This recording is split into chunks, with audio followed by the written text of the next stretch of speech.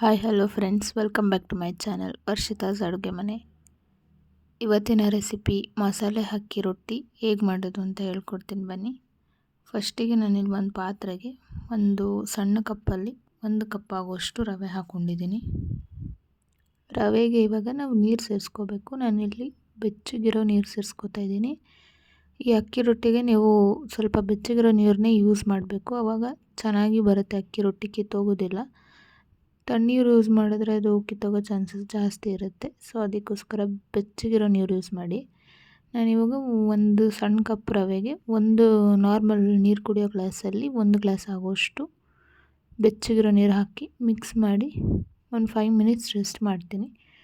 ಮತ್ತು next ಪ್ರೋಸೆಸ್ನ start ಮಾಡ್ಬೋದು. ಈಗ 5 ಮಿನಿಟ್ಸ್ ರೆಸ್ಟ್ ಮಾಡಿದಾಗ ರವೆ ಚೆನ್ನಾಗಿ ಅರಳ್ಕೊಳ್ಳುತ್ತೆ. ಸೊ ಅದಕ್ಕೋಸ್ಕರ ರೆಸ್ಟ್ ಮಾಡೋದು.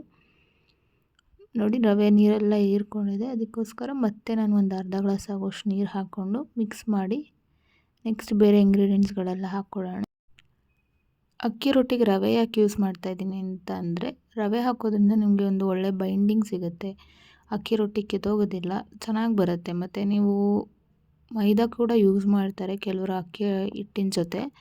ಬಟ್ ನೀವು ಮೈದಾ ಹೆಲ್ತ್ಗೆ ಅಷ್ಟು ಒಳ್ಳೆಯದಲ್ಲ. ಸೊ ನಾನು ಅದಕ್ಕೋಸ್ಕರ ರವೆನೇ ಯೂಸ್ ಮಾಡ್ತೀನಿ ಯೂಶ್ವಲಿ.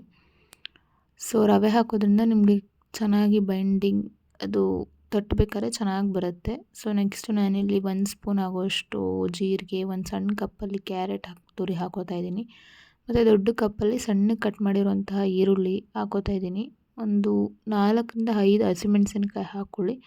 ಹಸಿಮೆಣ್ಸಿನ್ಕಾಯಿ ನಿಮ್ಗೆ ಎಷ್ಟು ಬೇಕು ಅಷ್ಟು ಹೆಚ್ಚು ಕಮ್ಮಿ ಮಾಡಿ ಹಾಕ್ಕೊಳ್ಬೋದು. ಖಾರ ಜಾಸ್ತಿ ಬೇಕಂದರೆ ಸ್ವಲ್ಪ ಜಾಸ್ತಿ ಮೆಣಸಿನ್ಕಾಯಿ ಹಾಕಿ, ಇಲ್ಲ ನಮ್ಗೆ ಮೈಲ್ಡಾಗಿರಬೇಕು ಅಂದರೆ ನೀವು ಒಂದು 5 ಹಾಕ್ಕೊಂಡ್ರೆ ಸಾಕು. ನಾನು ಒಂದು ಮೀಡಿಯಮ್ ಆಗಿರಲಿ ಅಂತ ಒಂದು 4ರಿಂದ 5 ಹಾಕಿದ್ದೀನಿ ಅಷ್ಟೇ. ಸಣ್ಣ ಕಟ್ ಮಾಡಿ ಹಾಕಿದ್ದೀನಿ. ಅಥವಾ ನೀವು ಇದನ್ನು ತರಕಾರಿಯಾಗಿ ಪೇಸ್ಟ್ ಕೂಡ ಮಾಡಿ ಹಾಕ್ಕೊಳ್ಬೋದು ಅಕ್ಕಿ ರೊಟ್ಟಿಗೆ, ನಿಮಗೆ ಸಣ್ಣದಾಗಿ ಕಟ್ ಮಾಡೋದಕ್ಕೆ ಆಗಲ್ಲ ಅಂತ ಇದ್ದರೆ.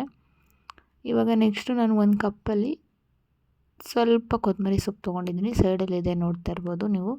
ಸ್ವಲ್ಪ ಕೊತ್ತಂಬರಿ ಮತ್ತು ಜಾಸ್ತಿ ಸಬ್ಬಕ್ಕಿ ತೊಗೊಂಡಿದ್ದೀನಿ. ಆಲ್ಮೋಸ್ಟ್ 1 ಕಪ್ ಸಬ್ಬಕ್ಕಿ ಇದೆ. ಸ್ವಲ್ಪ ಕೊತ್ತಂಬರಿ ತೊಗೊಂಡಿದ್ದೀನಿ ಅಷ್ಟೇ ನಾನು. ಸಬ್ಬಕ್ಕಿ ಸೊಪ್ಪು ಜಾಸ್ತಿ ಹಾಕಿದಷ್ಟು ಅಕ್ಕಿ ರೊಟ್ಟಿಗೆ ತುಂಬ ಚೆನ್ನಾಗಿರುತ್ತೆ. ಸೊ ಸಬ್ಬಕ್ಕಿ ಸೊಪ್ಪನ್ನು ಕೂಡ ಹಾಕಿ ಚೆನ್ನಾಗಿ ಎಲ್ಲ ಮಿಕ್ಸ್ ಮಾಡ್ಕೊಂಬಿಡೋಣ. ಚೆನ್ನಾಗೆಲ್ಲ ಮಿಕ್ಸ್ ಮಾಡ್ಕೊಂಡಿದ್ದೀನಿ, ನೋಡ್ತಾ ಇರ್ಬೋದು. ಎಲ್ಲನೂ ಮಿಕ್ಸ್ ಮಾಡಿದ್ಮೇಲೆ ನಾವು ಇದಕ್ಕೆ ಅಕ್ಕಿ ಹಿಟ್ಟು ಸೇರಿಸ್ಕೊಳ್ಬೇಕು. ಮತ್ತು ಈ ಅಕ್ಕಿ ರೊಟ್ಟಿಗೆ ನಾವು ಬೆಚ್ಚಗಿರೋ ನೀರು ಮಾತ್ರ ಹಾಕಬೇಕು. ತುಂಬ ಬಿಸಿ ಇರೋ ನೀರನ್ನು ಹಾಕಬೇಡಿ, ರೊಟ್ಟಿ ಕಿತ್ತೋಗ್ಬಿಡುತ್ತೆ ಬಿಸಿ ನೀರು ಹಾಕಿದ್ರೂ. ತಣ್ಣೀರು ಹಾಕಿದ್ರೂ ನಿಮ್ಗೆ ಅಷ್ಟು ಚೆನ್ನಾಗಿ ಬರೋದಿಲ್ಲ ರೊಟ್ಟಿ. ಬೆಚ್ಚಗೆ ಇರೋ ನೀರು ಹಾಕಿ ತುಂಬ ಚೆನ್ನಾಗಿ ಬರುತ್ತೆ ರೊಟ್ಟಿ. ಸೊ ಇವಾಗೆಲ್ಲ ಮಿಕ್ಸ್ ಮಾಡಿದ್ಮೇಲೆ ನಾನೊಂದು 3 ಕಪ್ ಆಗೋಷ್ಟು ಅಕ್ಕಿ ಹಿಟ್ಟು ಹಾಕೋತಾ ಇದ್ದೀನಿ. 1 ಕಪ್ ರವೆಗೆ 3 ಕಪ್ ಆಗೋಷ್ಟು ಅಕ್ಕಿ ಹಿಟ್ಟು ತೊಗೊಂಡ್ರೆ ನಿಮಗೆ ಚೆನ್ನಾಗಿ ಬರುತ್ತೆ ಅಕ್ಕಿ ರೊಟ್ಟಿ. ಸೊ ನಾನಿವಾಗ ಮಿಕ್ಸ್ ಮಾಡ್ಕೋತಾ ಇದ್ದೀನಿ. ನೋಡ್ಕೊಂಡು ನೀವು ಒಂದು 3 ಕಪ್ 3.5 ಕಪ್ ಕೂಡ ಹಾಕ್ಕೋಬೋದು, ನೀರೇನಾದರೂ ನೀವು ಸ್ವಲ್ಪ ಜಾಸ್ತಿ ಆಗಿಬಿಟ್ಟಿತ್ತೆ ಅಂತ ಅಂದರೆ. ಸೊ ಇವಾಗ ನಾನು ಅಕ್ಕಿ ಹಿಟ್ಟೆಲ್ಲ ಹಾಕಿ ಸ್ಪೂನಲ್ಲೇ ಮಿಕ್ಸ್ ಮಾಡಿಕೊಂಡೆ, ಮತ್ತೇನು ನಾನು ನೀರು ಸೇರಿಸಿಲ್ಲ.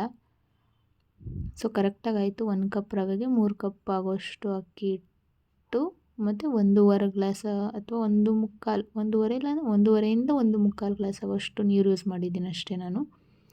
ಸೊ ಇವಾಗ ಇದ್ಕಿದ ಬೇಳೆನೂ ಕೂಡ ನಾನು ಸೇರಿಸ್ಕೊತಾ ಇದ್ದೀನಿ. ಇದು ಆಪ್ಷನಲ್ಲು, ನಿಮ್ಮ ಹತ್ರ ಇದ್ದರೆ ಮಾತ್ರ ಸೇರಿಸ್ಕೋಬೋದು.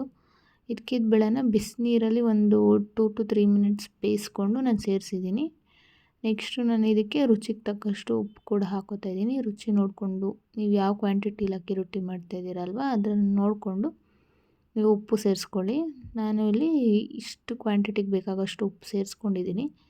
ಸೊ ನೆಕ್ಸ್ಟು ನಾನು ಎಲ್ಲ ಮಿಕ್ಸ್ ಮಾಡಿದ್ಮೇಲೆ ಒಂದು 2 ಸ್ಪೂನ್ ಆಗೋಷ್ಟು ಆಯಿಲ್ನ ಹಾಕ್ಬಿಟ್ಟು ಎಲ್ಲ ಕಡೆ ಸ್ಪ್ರೆಡ್ ಮಾಡಿ ಕ್ಲೀನಾಗಿ. ಅದು ಒಣಗಬಾರ್ದು, ಒಣಗಿದ್ರೆ ನಿಮಗೆ ರೊಟ್ಟಿ ಎಲ್ಲ ಬ್ರೇಕ್ ಆಗುತ್ತೆ. ಸೊ ಅದಕ್ಕೋಸ್ಕರ ಎಣ್ಣೆನ ಹಚ್ಚಿ ಒಂದು ಪ್ಲೇಟ್ ಮುಚ್ಚಿ ಇಟ್ಬಿಡಿ. ಒಂದು 10 to 15 ಮಿನಿಟ್ಸ್ ರೆಸ್ಟ್ ಮಾಡಿ, ಅಥವಾ ಇನ್ಸ್ಟೆಂಟಾಗಿ ಕೂಡ ನೀವು ಮಾಡ್ಕೊಳ್ಬೋದು.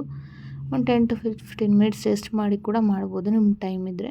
ನೆಕ್ಸ್ಟು ನಾನಿವಾಗ ಒಂದು ಬಟರ್ ಪೇಪರ್ ತೊಗೊಂಡಿದ್ದೀನಿ. ನಾನು ಬಟರ್ ಪೇಪರ್ ಮೇಲೆ ರೊಟ್ಟಿ ಮಾಡೋದು ಹೇಗೆ ಅಂತ ತೋರಿಸ್ತಾ ಇದ್ದೀನಿ. ನೀವು ಒಂದು ಪ್ಲಾಸ್ಟಿಕ್ ಕವರ್ ಮೇಲೆ ಕೂಡ ಮಾಡ್ಕೊಳ್ಬೋದು. ನಾನು ಇವತ್ತು ಬಟರ್ ಪೇಪರ್ ಮೇಲೆ ಮಾಡ್ತಾಯಿದ್ದೀನಿ. ಒಂದು ನಿಂಬೆಹಣ್ಣು ಗಾತ್ರದಷ್ಟು, ಅಂದರೆ ಸ್ವಲ್ಪ ದೊಡ್ಡ ನಿಂಬೆಹಣ್ಣು ಅಂತ ಅಂದ್ಕೊಳ್ಳಿ. ದೊಡ್ಡ ನಿಂಬೆಹಣ್ಣು ಗಾತ್ರದಷ್ಟು ಒಂದು ಉಂಡೆ ಅಷ್ಟು ತೊಗೊಂಡು ನಾನು ಎಣ್ಣೆ ಹಾಕ್ಕೊಂಡಿದ್ನಲ್ಲ ಅದ್ರ ಮೇಲೆ ಬಟರ್ ಪೇಪರ್ ಮೇಲೆ ಹಾಕಿ ಕ್ಲೀನಾಗಿ ತೊಟ್ಕೊಂಡಿದ್ದೀನಿ. ಈ ಕಡೆ ಹೆಂಚು ಕೂಡ ನಾನು ಕಾಯಕ್ಕೆ ಇಟ್ಕೊಂಡಿದ್ದೀನಿ. ಹೆಂಚು ಬಿಸಿ ಆದಮೇಲೆ ಒಂದು ಅರ್ಧ ಸ್ಪೂನ್ ಆಯಿಲ್ ಹಾಕ್ತಾಯಿದ್ದೀನಿ. ನೆಕ್ಸ್ಟು ರೊಟ್ಟಿ ಹಾಕ್ಕೊಂಡು ರೊಟ್ಟಿ ಮೇಲೆ ಒಂದು ಅರ್ಧ ಸ್ಪೂನ್ ಆಯಿಲ್ ಹಾಕ್ಕೊಂಡು ಕ್ಲೀನಾಗಿ ಬೇಯಿಸ್ಕೊಳ್ಬೇಕಾಗತ್ತೆ. ನೋಡ್ತಾ ಇರ್ಬೋದು ಎಷ್ಟು ಚೆನ್ನಾಗಿ ಬರ್ತಾಯಿದೆ ಅಂತ. ರೊಟ್ಟಿ ಏನು ನಿಮಗೆ ಕಿತ್ತೋಗೋದಿಲ್ಲ. ಸ್ವಲ್ಪ ನಿಧಾನಕ್ಕೆ ಹ್ಯಾಂಡಲ್ ಮಾಡಿ, ರೊಟ್ಟಿ ಅಲ್ವಾ. ಸೊ ನೋಡ್ತಾ ಇರ್ಬೋದು ಎಷ್ಟು ಚೆನ್ನಾಗಿ ಅದು ಶೇಪು ಅಷ್ಟೇ ನನ್ನ ಕೈಲಾದಷ್ಟು ರೌಂಡಾಗಿ ಶೇಪ್ ಮಾಡಿದ್ದೀನಿ. ಮತ್ತು ಎರಡು ಕಡೆನೂ ಕ್ಲೀನಾಗಿ ರೋಸ್ಟ್ ಮಾಡಿದ್ಮೇಲೆ ಈ ಥರ ರೆಡಿಯಾಗಿದೆ. ನೋಡ್ತಾ ಇರ್ಬೋದು ನಾನು ಒಂದು ಪ್ಲೇಟಲ್ಲಿ ಸರ್ವ್ ಮಾಡ್ತಾಯಿದ್ದೀನಿ. ಇವಾಗ ನಾನು 2 ರೊಟ್ಟಿ ಮಾಡಿಕೊಂಡೆ. ಸೊ ಎರಡನ್ನೂ ಸರ್ವ್ ಮಾಡ್ತಾಯಿದ್ದೀನಿ. ನಾನಿವತ್ತು ಕೆಂಪು ಚಟ್ನಿ ಜೊತೆ ಸರ್ವ್ ಮಾಡಿದ್ದೀನಿ. ನಿಮಗೆ ಚಟ್ನಿ ಎಲ್ಲ ಮಾಡೋಕ್ಕೆ ಆಗೋಷ್ಟು ಟೈಮ್ ಇಲ್ಲ ಅಂದರೆ ನೀವು ಬೇಕಾದರೆ ಇದಕ್ಕೆ ತುಪ್ಪ ಮತ್ತು ಉಪ್ಪಿನಕಾಯಿ ಜೊತೆ ಕೂಡ ಸರ್ವ್ ಮಾಡ್ಬೋದು. ಈ ರೆಸಿಪಿ ನಿಮಗೆ ಇಷ್ಟ ಆಗಿದೆ ಲೈಕ್ ಮಾಡಿ, ಶೇರ್ ಮಾಡಿ, ಕಮೆಂಟ್ ಮಾಡಿ, ಸಬ್ಸ್ಕ್ರೈಬ್ ಮಾಡ್ಕೊಳ್ಳಿ ಮತ್ತು ನನ್ನ ಚಾನಲ್ಗೆ ಸಪೋರ್ಟ್ ಮಾಡಿ. ಒಂದು ಸತಿ ಈ ರೆಸಿಪಿನ ಟ್ರೈ ಮಾಡಿ. Thank you all.